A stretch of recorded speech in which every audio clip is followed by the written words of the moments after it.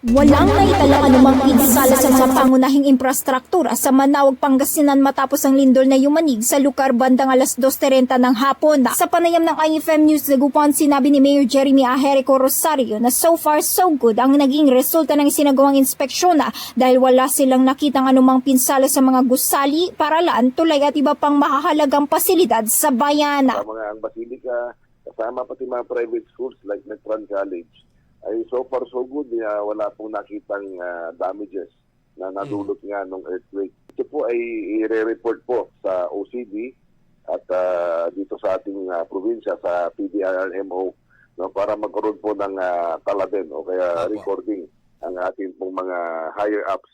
Ito ay alinsunod sa isinagawang Rapid Earthquake Damage Assessment System o inisyal na assessment ng Municipal Disaster Risk Reduction and Management Council sa mga pangunahing infrastruktura. Kabilang sa mga isinailalim sa inspeksyon ng Manaoag National High School, Manaoag Central School, Lipit National High School, Lipit Elementary School, Pedro Bautista Elementary School at Colegio de San Juan de Letrán. Gayon din, sinuri ang Minor Basilica of Manaoag at mga pangunahing tulay tulad ng Liksi, Barita, San Ramon, Aluraga at Analsian at Kabanbana na Bridge. Bagamat walang naitalang pinsala, pinalalahanan pa rin ng mga otoridad ang publiko na iwasang pumasok sa mga gusaling may nakikitang senyales ng pinsala hanggat hindi ito'y dineklarang ligtas at sundin ang mga abiso ng mga otoridad. Kasama mo mula rito sa IFM News Dagupan, ito sa Idol Denise Brillante Tatak, IFM.